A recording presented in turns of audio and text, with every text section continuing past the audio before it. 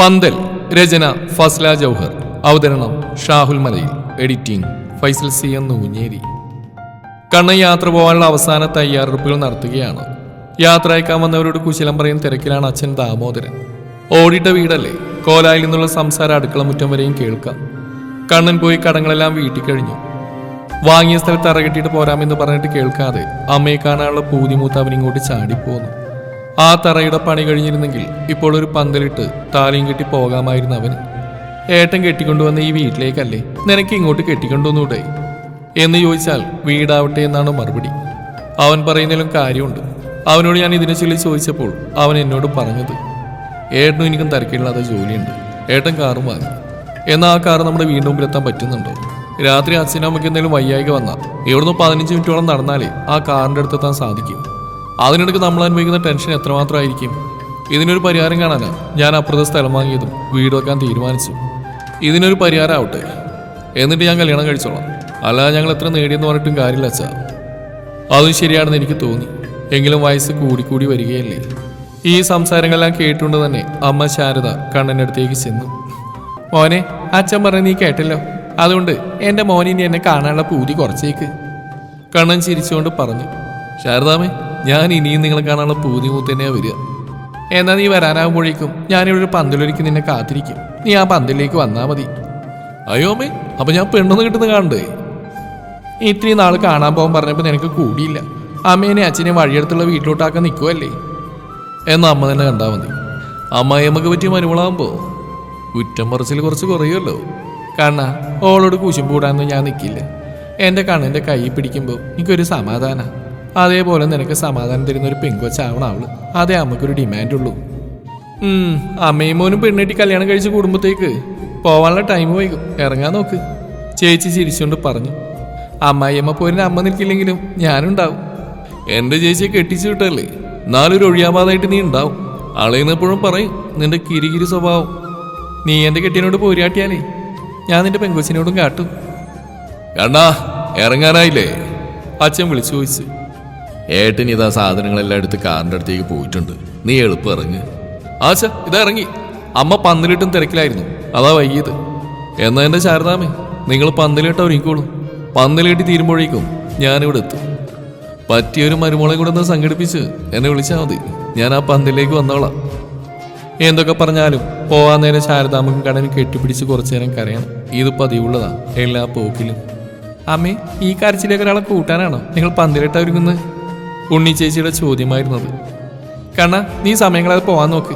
അച്ഛാ, ഒന്ന് പിടിച്ചു മാറ്റാൻ നോക്ക്. അമ്മയുടെ മോനെ കരച്ചിലൊന്നും തീരില്ല. അച്ഛനും ഉണ്ണിമോളും കൂടെ ഒരു വിധത്തിൽ രണ്ടാളെയും വേർതിരിച്ചു. കണ്ണുനീര് ചാടിച്ചുകൊണ്ട് കണ്ണൻ അമ്മയെ തിരിഞ്ഞു നോക്കിക്കൊണ്ട് യാത്രയായി. അങ്ങ് ദുബായിലെത്തിയാലും കണ്ണൻ ദിവസം 4 പ്രാവശ്യമെങ്കിലും അമ്മയെ വിളിക്കും. അങ്ങനെ സംസാരിച്ചുകൊണ്ടേയിരിക്കും. ഒരു ദിവസം അമ്മ പറഞ്ഞു, നിനക്ക് സംസാരിച്ചുകൊണ്ടിരിക്കുക ഇനിയൊരു കൂട്ടം നിർബന്ധ. എന്നോട് എത്ര നേരം എന്ന് വെച്ചാൽ നീ ഇങ്ങനെ സംസാരിക്കുക. ഞാനൊരു ബ്രോക്കറെ ഏൽപ്പിച്ചിട്ടുണ്ട്. നിനക്ക് പറ്റിയൊരു പെങ്കൊച്ചിനെ അയാൾ എന്തായാലും കൊണ്ടു തരാതിരിക്കില്ല. ശാരദാമേ, എൻ്റെ വിളി ബുദ്ധിമുട്ടായി അല്ലേ? എൻ്റെ കണ്ണ, അങ്ങനെയല്ല പറയണേ. അമ്മയ്ക്കും ഉണ്ടാവും ഒരു പൂതി. സമയാസമയത്ത് ഓരോ കാര്യങ്ങൾ ചെയ്തു തീർക്കണം. അതിൻ്റെ സമയത്ത് ചെയ്തു തരുന്നല്ലേ അമ്മയുടെ മനസ്സിന് സമാധാനം.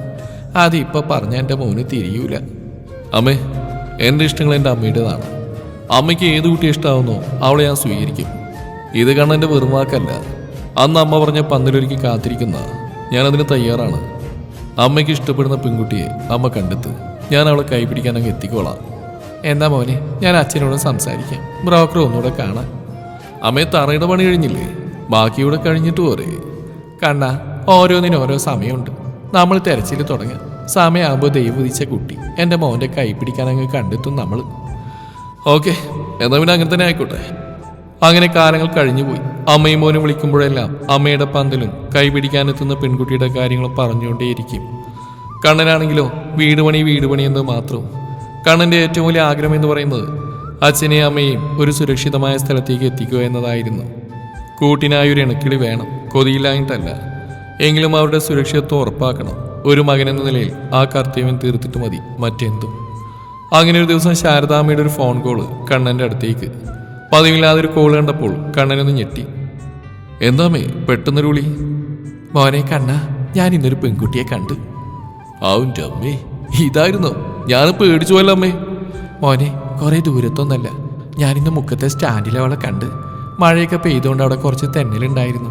ഞാനവിടെ വീഴാൻ പോയപ്പോൾ എൻ്റെ കയ്യിൽ പിടിച്ചു. ആ പിടുത്ത് എനിക്ക് വല്ലാണ്ട് ഇഷ്ടമായി. എൻ്റെ മോൻ ആ കൈകളിൽ സന്തോഷവാനായിരിക്കുമെന്ന് എനിക്ക് ഉറപ്പുണ്ട്. അമ്മയ്ക്ക് ഇഷ്ടമായിട്ടുണ്ടെങ്കിൽ എനിക്ക് മറുത്തൊന്നും പറയാനില്ല അമ്മേ. എന്നാൽ അച്ഛനോട് ഏട്ടനോടൊന്ന് പറഞ്ഞ എന്താ കാര്യങ്ങളെന്ന് വെച്ചാൽ നിങ്ങൾ മുന്നോട്ട് നോക്കിക്കോളൂ. ആ മറുപടി കേട്ടതോടെ ശാരദാമ്മ തുള്ളിച്ചാടിയില്ലെന്നേ ഉള്ളൂ. സന്തോഷം കൊണ്ട് എന്തൊക്കെയോ കാട്ടിക്കൂട്ടി. ദാമോദരൻ രാത്രി വന്നപ്പോൾ ശാരദേച്ചി പതിയെ കാര്യങ്ങൾ പറഞ്ഞു. അവന്റെ സമ്മതം കിട്ടിയതും പറഞ്ഞു. എന്നാ പിന്നെ നമ്മളായിട്ട് നേരം കളയണ്ട. ആ കുട്ടി ഏതാണ് തിരിച്ചറിയണം. ഇനിയിപ്പോൾ ആ പെണ്ണിനെ അറിയുമെന്ന് നിനക്ക് ആ ശ്രീകുട്ടനോടൊന്ന് ചോദിച്ചു നോക്കൂടായിരുന്നോ? അവന് ചിലപ്പോൾ പറഞ്ഞാൽ മനസ്സിലാവാൻ മതി എവിടെയുള്ളതാണെന്ന്. ഉണ്ണിമോളോട് ഞാൻ പറഞ്ഞിരുന്നു. അവളും ശ്രീകുട്ടനോട് ചോദിക്കാൻ തന്നെയാ പറഞ്ഞ്. ജിത്തുമോനെ കാണിച്ച് അവരിങ്ങോട്ട് തന്നെ വരുന്നല്ലേ പറഞ്ഞ്? അതെ, ഇങ്ങോട്ട് വരുന്നാ പറഞ്ഞ്. എന്നാ പിന്നെ വന്നിട്ട് ചോദിക്കാലോ. ദാമോദരേട്ടാ, എനിക്ക് അവർ വരുന്നവരെ ക്ഷമിക്കാനുള്ള നേരമില്ല. നിങ്ങൾ ശ്രീകുട്ടനെ ഒന്ന് വിളിച്ചു നോക്ക്. ജിത്തുമോന്റെ വർത്താനം എന്താണെന്ന് അറിയാലോ. അത് ശരിയാ, വിളിച്ചാൽ മോൻ്റെ വിശേഷം എന്താണെന്ന് അറിയാലോ. ശാരദനെ ശ്രീകുട്ടനെ വിളിച്ചു. മോനെ, എന്തായി ജിത്തുമോന്റെ വയറുവേദന? കാണിച്ചോ? അമ്മ ഞാനങ്ങോട്ട് വിളിക്കാതിരിക്കായിരുന്നു. നിങ്ങളിങ്ങോട്ട് വിളിച്ചത് നന്നായി. മോൻ്റെ വേദന കുറച്ച് കൂടി, പെട്ടെന്ന് കോളേജിൽ കൊണ്ടുപോകണമെന്നാ പറഞ്ഞ്. എൻ്റെ ഈശ്വര, എന്താ കേൾക്കുന്നത്? അമ്മ പേടിക്കാനൊന്നുമില്ല. അവൻ്റെ കുടലൊന്ന് പിരിഞ്ഞു പോയതാ. കോളേജിലെത്തി അവിടെ ചികിത്സയുണ്ടെന്നാ ഡോക്ടർ പറഞ്ഞു. ചിലപ്പോൾ ചെറിയൊരു ഓപ്പറേഷൻ വേണ്ടി വരും. ഞാനും അച്ഛനും അങ്ങോട്ട് ഇപ്പം വരാം. അമ്മ അങ്ങനെ വരേണ്ട ആവശ്യമൊന്നുമില്ല. ഞാൻ അവളൊന്ന് പോയി നോക്കട്ടെ. അത് പറഞ്ഞാൽ ശരിയാവില്ല മോനെ. കേട്ടിട്ട് ഇവിടെ നിൽക്കാനാവില്ല. ഞങ്ങൾ രണ്ടാളും ഒപ്പം അങ്ങോട്ട് വരാം. എന്നാൽ പിന്നെ അമ്മയെ നിങ്ങൾ ഗ്രീഷ്മയുടെ വീട്ടിലേക്ക് പോരും. അവിടെ പോയി സാധനങ്ങളൊക്കെ എടുത്തിട്ടാ കോളേജിലേക്ക് പോണത്. ദാമോദരേട്ടാ, ഞാൻ ശ്രീകുട്ടിനെ വിളിച്ചപ്പോഴേ ശ്രീ പറയുന്നത് ജിത്തുമോൻ്റെ കുടലിൽ എന്തോ പ്രശ്നമാണെന്ന്. ഡോക്ടർ പെട്ടെന്ന് കോളേജിലേക്ക് കൊണ്ടില്ലാൻ പറഞ്ഞെന്ന്. നമുക്കൊന്ന് ഗ്രീഷ്മയുടെ പുറകെ പോയിട്ട് വരാം. രണ്ടാൾ അവിടെ വന്നിട്ട് സാധനങ്ങൾ എടുത്തിട്ടാ പോകുന്നത്.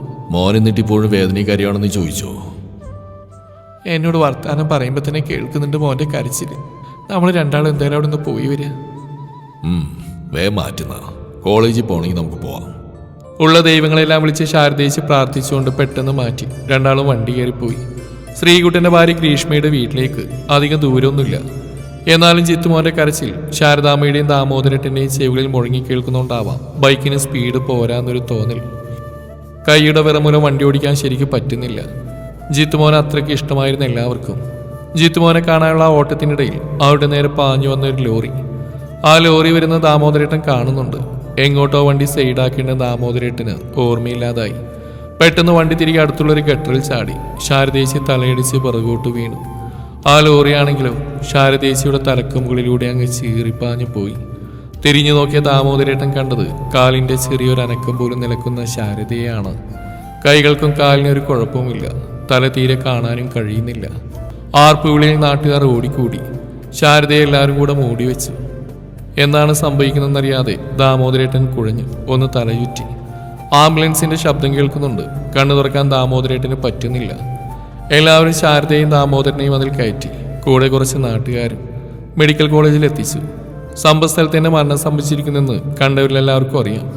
എങ്കിലും ദാമോദരന്റെ മനസ്സിൽ ചെറിയൊരു പ്രതീക്ഷയുണ്ടായിരുന്നു. എവിടെയെങ്കിലും ഒരു അനക്കമെങ്കിലും കാണുന്നുണ്ടോ എന്ന്. അതിൽ നിന്ന് അവർ തീർത്തു പറഞ്ഞു. ആ വാക്കുകൾക്കിലും ദാമോദരേട്ടന് ആർത്തൊരു വിളിയുണ്ട്. ശാരദ, എപ്പോഴും നമ്മൾ ഒരുമിച്ചല്ലേ? ഇവിടെ മാത്രം തരിച്ചാക്കിയത്. അപ്പോഴത്തേക്കും ശ്രീകുട്ടൻ അവിടെ എത്തിയിരുന്നു. അച്ഛാ, അമ്മ പോയില്ലേ? ചിത്തിനൊരു കുഴപ്പമില്ല. അത് ഞാൻ അമ്മയോട് പറഞ്ഞ ധൃതി പിടിച്ച് പോകുന്നു. ഇങ്ങനെ പോവാനായിരുന്നു. ഓനെ ശ്രീകുട്ട, ഓള് പോന്നാ കുറെ നേരം നിൽക്കില്ലേ? ഞാൻ ഒറ്റക്കാവെന്ന് വിചാരിച്ചിട്ട്. അതുകൊണ്ട് വേഗം വരും. തോന്ന സമയത്ത് അവൾക്ക് എന്നെ ഒറ്റക്കാക്കി നിൽക്കാനാവില്ല. ഇപ്പൊ തന്നെ ഓള് തിരിച്ചു വരും ജിത്തുവിനെ കണ്ടിട്ട്. കേട്ടവർ താങ്ങാനാവാതെ നിന്നു. അച്ഛൻ പലതും സംസാരിച്ചുകൊണ്ടേയിരുന്നു. കൂട്ടത്തിൽ ആരോ ചോദിച്ചു, കണ്ണൻ എന്തെങ്കിലും അറിഞ്ഞോ എന്ന്. ശ്രീകുട്ടൻ്റെ അടുത്ത് വന്നൊരു കാരണവർ ചോദിച്ചു. അതെ, കണ്ണനെ വിളിച്ചിരുന്നോ? ഞാനവരെ വിളിച്ചിട്ട് എന്താ പറയുക? ഞാൻ വിളിക്കില്ല. വിളിക്കാനുള്ള ധൈര്യം എനിക്കില്ല. ചിലപ്പോൾ അവൻ തന്നെ വിളിക്കേണ്ട സമയമായിക്കണം. നമ്മളെന്തായാലും അവനെ വിവരം അറിയിക്കണ്ടേ? അതെ, സംഭവിക്കാനുള്ളതെല്ലാം സംഭവിച്ചു. ഇനി ഇതിപ്പോൾ അവനിന്ന് മറച്ചിട്ട് കാര്യമില്ലല്ലോ. അവന് വന്നൊന്ന് അമ്മയെ കാണാലോ അവസാനമായിട്ട്. അമ്മയും മോനും അത്ര കൂട്ടായിരുന്നില്ലേ? കൈ വിറച്ചുകൊണ്ട് ശ്രീകുട്ടൻ ഫോണെടുത്ത് കണ്ണനെ വിളിച്ചു. എന്താ ഏട്ടാ, അമ്മ പെണ്ണുകൊണ്ട് പന്തലിട്ടുന്ന കാര്യം പറഞ്ഞിരുന്നു. ഏട്ടനറിയോ അമ്മ കണ്ട കുട്ടീനെ? ഓനെ കണ്ട അമ്മ അമ്മ എന്താ ഏട്ടാ, അമ്മയ്ക്ക് എന്താ പറ്റിയത്? അമ്മ വൈകുന്നേരം കൂടി എന്നെ വിളിച്ചാണല്ലോ. എന്താ ശ്രീയേട്ടാ പറ്റിയത്? കണ്ണ അമ്മ അമ്മ നമ്മളെ വിട്ട് പോയടാ. ഏട്ടൻ പറഞ്ഞെന്താണെന്ന് കണ്ണന് തീർത്തും മനസ്സിലായില്ല. എന്താ സംഭവിച്ചതെന്ന് ചോദിക്കാൻ കണ്ണൻ്റെ നാവ് അനങ്ങുന്നുണ്ടായിരുന്നില്ല. ശ്രീകുട്ടനാണോ കണ്ണനാണോ ഫോൺ കട്ട് ചെയ്തെന്ന് അറിയില്ല. എന്നാൽ കണ്ണൻ്റെ കൂട്ടുകാർക്ക് മുഴുവൻ ഫോൺ കോൾ വന്നു. കണ്ണൻ്റെ അമ്മ ആക്സിഡന്റിൽ മരിച്ചുവെന്ന്. എല്ലാവരും വേഗം കണ്ണൻ്റെ അടുത്തെത്തി. അവനെ നാട്ടിലേക്ക് പറഞ്ഞയക്കാനുള്ള തയ്യാറെടുപ്പിലായി. കൂട്ടുകാരെല്ലാവരും റൂമിലെത്തിയിട്ടുണ്ട്. എല്ലാവരും ഫോണിൽ അതുവിധം സംസാരിക്കുന്നു, അങ്ങോട്ടും ഇങ്ങോട്ടും നടക്കുന്നു. കണ്ണൻ കണ്ണും തുറന്ന ഒറ്റ ഇരിപ്പാണ്. പറയുന്നതൊന്നും അവൻ്റെ ചെവികളിലേക്ക് കേൾക്കുന്നില്ല. കണ്ണുപോലും ഇമ്മ വെട്ടാതെ ഒറ്റ ഇരിപ്പ്. എല്ലാവരും കൂടെ എങ്ങനെയൊക്കെ അവനെ നാട്ടിലേക്കുള്ള ഫ്ലൈറ്റ് കയറ്റി വിട്ടു. നേരം പുലർന്നപ്പോഴേക്കും ദാമോദരൻ്റെ വീടൊരു മരണ വീടായി. പന്തിലൊരുങ്ങി. വീട്ടുകാരും നാട്ടുകാരും ഒന്നടങ്കം കൂടിയിരിക്കുന്ന അവിടെ ആ പന്തിലേക്ക് കണ്ണനും കാലെടുത്തു വെച്ചു. പന്തിൽ നിന്നും പോവാൻ തയ്യാറായി നിൽക്കുന്ന അമ്മയുടെ അടുത്തേക്ക് അവനും കടന്നു വന്നു. അമ്മയുടെ കാല് പിടിച്ചവൻ ചോദിച്ചു, അമ്മേ, പന്തലൊരുക്കി കാത്തിരിക്കാന്ന് പറഞ്ഞ് ഇങ്ങനൊരു പന്തലായിരുന്നു അമ്മേ. ഇതിനായിരുന്നു എന്നോട് സമ്മതം ചോദിച്ചു. ഞാൻ സമ്മതം തന്നു. ഇങ്ങനൊരു പന്തലായിരുന്നില്ല അമ്മ. ഇടറുന്ന സ്വരത്തോടെ കണ്ണൻ ഓരോന്നായി പറയാൻ തുടങ്ങി. എനിക്ക് കൂട്ടിനാണെന്ന് അമ്മ പറഞ്ഞിരുന്നുള്ളൂ. അമ്മയ്ക്ക് കൂട്ടിന് വേണ്ടിയിരുന്നില്ല. ഇങ്ങനെ പന്തലൊരുക്കി യാത്ര പോകാനായിരുന്നു അമ്മ. കൂടിയിരുന്ന ആളുകൾ കണ്ണനെ പിടിച്ചു മാറ്റി കർമ്മത്തിലേക്ക് കടന്നു. കർമ്മങ്ങളും കാര്യങ്ങളും കഴിഞ്ഞു. കൂട്ടം കൂടിയ നാട്ടുകാർ ഓരോന്നായി പിരിഞ്ഞു പോകാൻ തുടങ്ങി. കുറച്ചു ദിവസം കഴിഞ്ഞ് കുടുംബക്കാർ ഓരോന്നായി പോയി തുടങ്ങി. ദാമോദരന് സമനില തെറ്റിയെന്ന സംശയം നാട്ടുകാർക്കും വീട്ടുകാർക്കും ഉണ്ടായിരുന്നു. അതില്ലെങ്കിലേ പറയാനുള്ളൂ. അത്രയും ഇണക്കുരുവികളായി നടന്നതാണ് ദാമോദരേട്ടനും ശാരദയും. ജിത്തുമോന്റെ വയറുവേദന എല്ലാം പെട്ടെന്ന് തന്നെ സുഖപ്പെട്ടു. തന്നെ താലോലിക്കുന്ന അച്ഛമ്മയെ ചോദിച്ച് അവൻ കരയാനും തുടങ്ങി. ശ്രീകുട്ടന്റെയും ഗ്രീഷ്മയുടെയും വിഷമം ചെറുതൊന്നുമായിരുന്നില്ല. അവരും മൂലക്കിരുന്നു. പന്തലഴിക്കാനായില്ലേ എന്ന് പലരും ചോദിച്ചിട്ടും കണ്ണൻ അതിന് സമ്മതിച്ചില്ല. ആ പന്തലാണോ തനിക്ക് വേണ്ടി അമ്മ ഒരുക്കിയതെന്ന് അവൻ അറിയില്ലായിരുന്നു. എങ്കിലും ആ പന്തൽ നോക്കി അവനും പലതും ചിന്തിച്ചിരിപ്പായി.